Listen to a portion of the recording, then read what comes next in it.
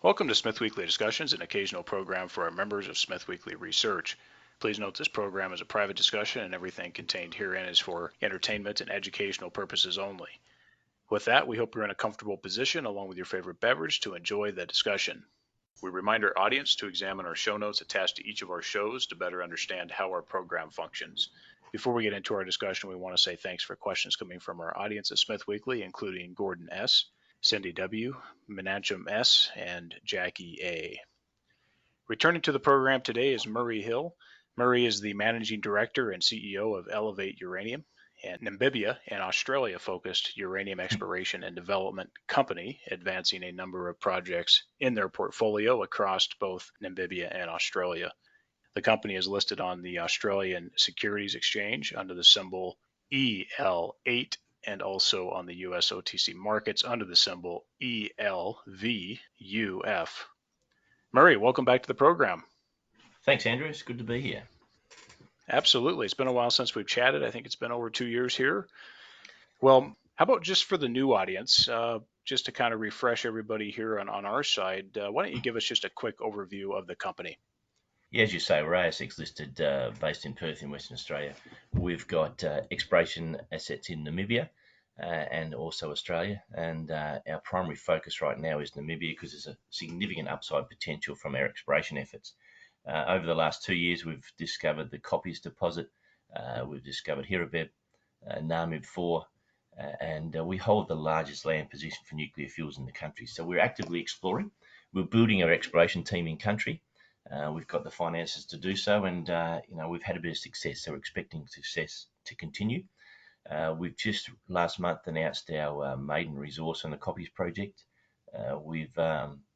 As we wrote to the Ministry of Mines and Energy in Namibia, it's been 3 years since the licence was granted. In that 3 years, we've achieved the rare feat of achieving a maiden resource on that project, so that's pretty exciting for us.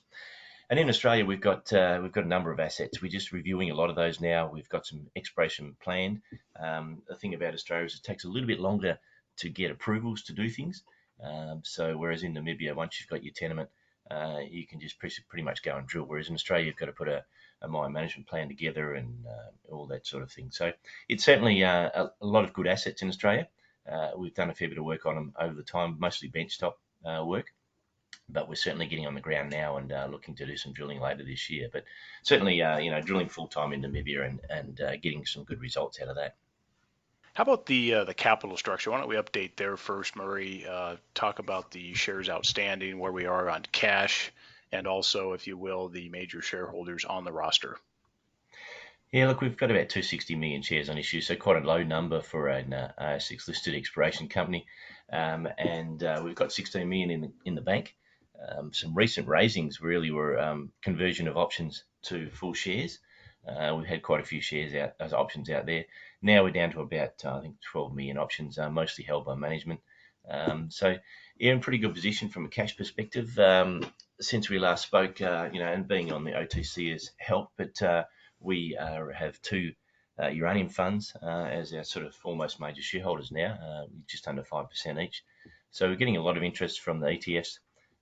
We've got a few instos on board. We did a capital raising back in November last year. We raised 11.5 million, and a lot of instos come on board during that period of time. So our register looks a little bit different than it did, a couple of years ago when we spoke. The ETFs and instos on board, so looking pretty good there.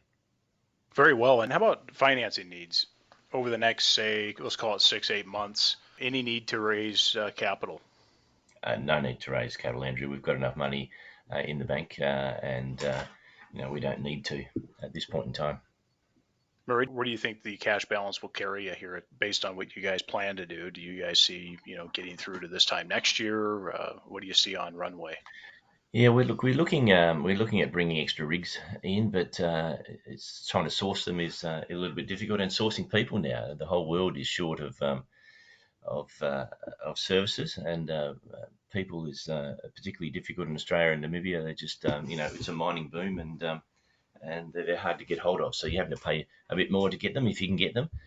So once we get extra rigs and extra people, we'll chew through the money a bit quicker. But we don't anticipate raising in the next 12 to 18 months. However, you never say never. If the uranium price keeps going, our stock price keeps going up. There's a lot of interest in us now. You never know what might happen. Yeah, market conditions and maybe company-specific news will help bring that into where it might make sense to do it. So broadly on Namibia for a moment, overall a pretty strong mining jurisdiction. Obviously, if you can handle the government correctly, you do a lot better. There have been some difficulties with some, recently, probably one on the copper side, for example, Deep South Resources having some permitting troubles. Lots of different dynamics here, but what is your take on Namibia? And in your time there, Murray, you've been there quite a while and you've had past experience well before Elevate Uranium, but has it become more difficult to work there? Is it the same? What are your thoughts on Namibia here? Well, Namibia, from the time that I consulted to Extract Resources, 15 years ago, and I've been with Elevate for 10 years. If you're doing things by the book, we don't have a problem. So, you go through the process of applying for tenements. You have your expenditure commitments. You're having to drop ground each time you do a renewal. But I've not experienced any problems, and we try to have an open relationship with the Ministry of Mines and Energy. We have a general manager who spends a bit of time making sure that they understand what we're doing. We've got the largest land position for nuclear fuels in the country, so a very supportive government that I see. When you consider Namibia itself, Rossing have been operating there since 1976. Yeah, so 46 years of continuous operation. So there's over 2 generations of Namibians that are used to uranium mining and understand it. So it's culturally it's pretty good, and we don't have a problem with the government. Some of the issues that have been where people are trying to do things when they shouldn't be doing it. We've known a few people that tried to work on their tenements without environmental clearance. Well, that's a prerequisite of getting a tenement granted now.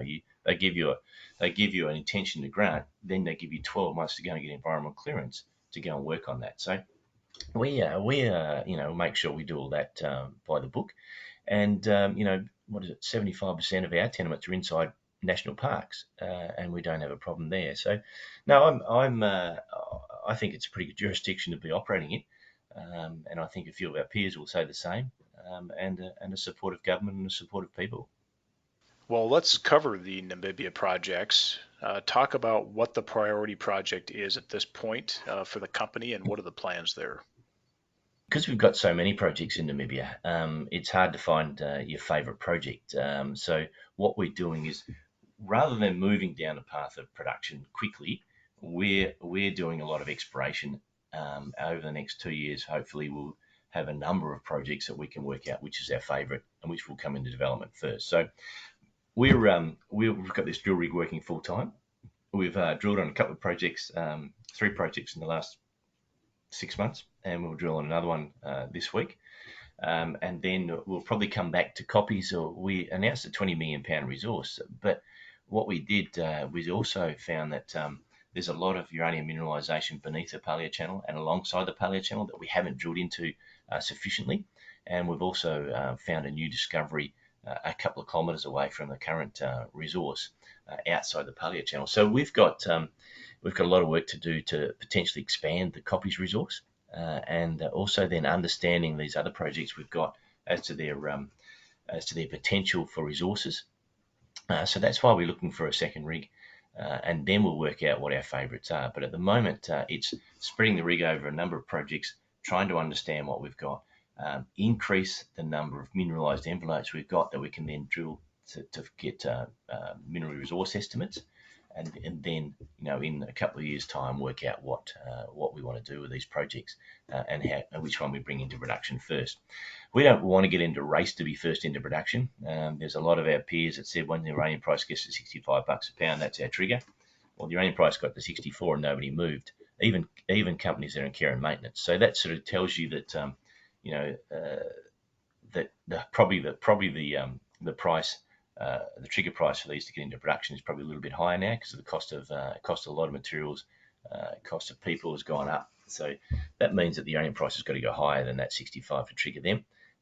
We know we've got to process the upgrade beneficiation process we developed in-house and patented that can lower the cost base by normally 50% for capital and operating.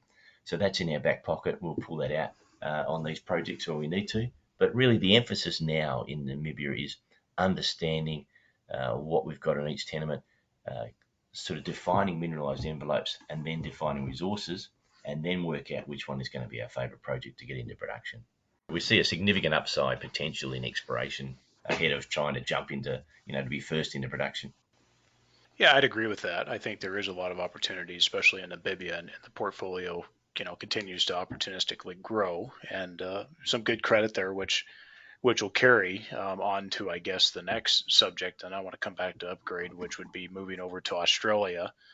You've been able to assemble a fairly good land package in Australia, a number of projects, and back to your point about the 65 mark on uranium, definitely. It says a lot of things. A lot of it goes unsaid at the same time, which I don't need to mention on here, but definitely it tells a narrative as to what might be going on. But talk about Australia, because you've added quite a bit there as well. It's also become a focus point of the company.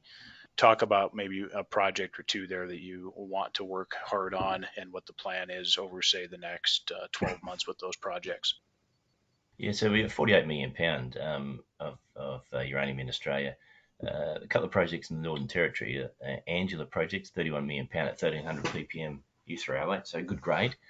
We're just understanding now the potential to expand that resource. So we're doing some geochemistry and some geotechnical, geophysical work, understand whether we can expand that resource.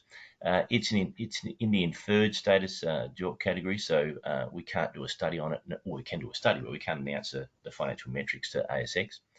So we're sort of working out, whether we start drilling to get indicated, whether we drill to expand the resource, where we're going. So we're spending some time understanding that. And then the next one is the Minerva project. Also, it's north of Alice Springs, whereas Angela's south of Alice Springs. It's a project with, I think it was a dozen holes with 10,000 ppm plus intersections. So there's a huge potential for very high grade in that. So we're also doing the same thing. So geochem, geotech, geophysical work, trying to understand whether expansion potential there. And we're planning a drill program in that later this year. We're just getting all our sort of permitting in place to do so. So on the Angela project, just going back to that, the impediment to that being developed years ago when it was held by a couple of the larger companies was that it got very high acid consumption. So there's a lot of calcite in the ore, consuming acid in the order of 100 to 120 kilos per tonne of acid, which is an enormous amount of acid, somewhere in the order of $40 to $48 a tonne just for acid operating costs. So we applied our upgrade smarts. We've done 4 tests, which is a very small number of tests, and we managed to reduce the acid consumption by over 80% on that project. So that's a sort of benefit that a little bit of work and upgrade can do for that project. Obviously, with time in the next study phase, we'll actually do a lot more work on the metallurgy to try and improve the rejection of acid consumer and lower the cost base further. But certainly, the upgrade process makes a huge difference to that project. So yeah, a lot of geological work to do on these, and a little bit of metallurgy has already shown that we can add significant value to it. Let's talk about the upgrade process here, and then we'll come back to Australia for a moment. But talk about the process you guys hold. Any updates on progress there, where we might see it used commercially first? If you can maybe just give us a little bit of flavor. I know you can't speak to a lot of that, but give us the status on upgrade and what the plan would be going forward. So we spent considerable time quite a few years ago developing upgrade with the technical steering committee of experts, and we've got the process. We've bench scale tested it. We know that the scalability is very good because one of the unit operations that we use is the same diameter in the lab as it is in the pilot plant as it would be in the full scale plant. Just the number of units increases. All the unit operations you can find on a base metal, a gold or a mineral sands project. So they're used all through the industry. We've got the process. What we're doing now is we're expanding our asset base by exploration. We know that upgrade will work on the Marenica project. We're expecting it to work on all the other paleochannel deposits in Namibia. We've tested 6, I think it's about 6 deposits in Namibia. One of them was ours. The other 5 are our peers, and upgrade works very well on all of them. So we're expecting that it will work on all of our assets that we're exploring on at the moment. We know that it adds value to projects like Angela. So really, when we get to the stage, Andrew, of looking at, okay, which project is going to develop first, what will come into that mix is how upgrade can influence the cost base. So it will be used on the first project. It's just a matter of what the first project is when we develop it. No, I appreciate that. Looking forward to seeing that advance and getting that into some kind of commercial use, Marie. Talk about Australia for a moment from a regulatory environment. Obviously, South Australia, Northern Territory is the key place to be. If you had to pick, which one in Australia would you go to? And secondly, if you had to pick, where would you rather work in Australia or Namibia? Interesting question, Andrew. Should have warned me on this one. I think Northern Territory is probably the best place to be in Australia. Um, South Australia is also pretty good, but certainly I think Northern Territory is the one. And the fact that we've got the bulk of our projects in the NT, I think is good for us. When you're trying to compare Namibia to Australia, as I said before, you've got approvals process to go through in Australia that you know that is a little bit of red tape and slows everything down. When you know you've got your environmental clearance on a granted tenement in Namibia, and you can just put a drill rig on it without having to do anything else, then that can happen within days. Whereas in Australia, you've got to go through a process which could take 6 months. So certainly from a moving quickly perspective, Namibia is a lot easier to operate in that respect. So look, and our biggest bang for our buck is in Namibia because there's so much exploration potential. So that's why our emphasis right now is in Namibia, but we continue to work on our Australian assets. But yeah. Australia makes some sense, and they're two really good jurisdictions. If you can put them together, that makes it even better in my view. Maybe just cover off a little bit more here. I know that you talked a little bit of strategy early on, and that exploration is going to be important in project advancement. But talk broad strategy, Murray. Where do you see this company in 2, 3, 4 years, and what would be your preferred exit? Well, I think in a couple of years' time, we're going to have probably 4 or 5 resource estimates in Namibia um, on different projects. We're going to have expansion of resources in Australia, and more than likely some studies on those demonstrating that these are pretty good assets. Um, in all reality, we will work towards production, but I don't think we'll get there because I think someone will take us out in the meantime. With the current situation around the world, with the need for uranium, the nuclear fleets are being expanded.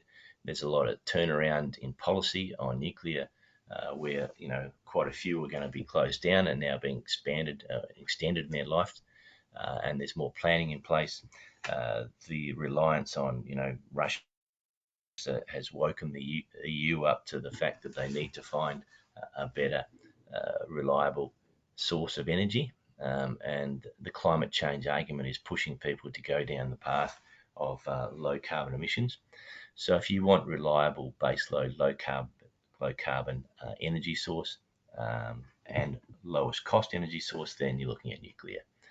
Once people can get their minds around the fact that there's been a lot of scare tactics around accidents, and the one that I think is the most concerning is that we talk about Fukushima as a nuclear disaster. I just want to remind listeners that Fukushima was an earthquake that was caused a tidal wave which killed roughly 15,000 people. No one died from radiation poisoning at the nuclear reactor. So how does a 15,000 people lost from a natural disaster turn into a nuclear disaster? Well, that's just the media scaring us. So once people can get over that, and realise that countries like France producing 70% of their energy from nuclear for the last 30 years have never had a nuclear incident. It really puts things into perspective. So I think I just need to get over that. Once that is the likes of Diablo Canyon in California, it looks like it might be extended in life. We're going to see the need for more uranium to feed a bigger nuclear fleet. So who's going to be desperate to get that uranium? So all these end users, I think, will be looking for more uranium, and rather than just buying it on market, I think they'll be looking for uranium companies to buy, and I think we'll probably be one of those companies because by then, as I say, I think in a couple of years' time we'll have quite a few resources in Namibia and expansions in Australia that are attractive to buyers, and with a process, a beneficiation process that lowers the cost base, I think that will be very attractive. Well, for potential investors who are on the sidelines listening, market cap of Elevate Uranium stands at about 130 million Australian dollars. What would you say to them about considering the company at this stage and at current levels? Well, we actually looked at this and thought, like the likes of Paladin, I think were 2.4 billion Australian about 4 months ago, 5 months ago, and some of our peers are a billion, and we've gone. We anticipate being in a position that we'll have more assets than them. We've got a cost lowering process. So realistically, we thought, well, why can't we have a market cap of in the order of a billion or so? So I tend to think that if we continue going down the path and being successful in exploration, adding value with our upgrade process, I think we've got a significant upside potential in us. And given that the uranium price, as I said before, $65 a pound, no one moved. It's got to go more than that. It's got to go 75 plus. And I think and because you've got to incentivize new production to meet the demand we've got now and the future demand. I think we're going to see uranium price closer to 100 and even more. And with that price, our market capitalisation is going to be significantly higher than it is. So the two things: one thing we can't control is uranium price; it's going to push our market cap up. And the other thing we can control is our exploration and what we're doing in house. That's also going to push us up. So I think that's what differentiates us from our peers. A lot of our peers are just sitting there waiting for the uranium price to go up. Well, we also are, but we're in the meantime, we're working hard to add value to the company. So we see significant upside, Andrew, I think. Interesting comments. Thanks for that. And Murray, the best way for investors to reach out to the company. Yeah, look, it's through our website. There's always contact details there. I always answer every email that comes through or phone calls, so I welcome people. We have a newsletter that goes out, and on that's my contact details.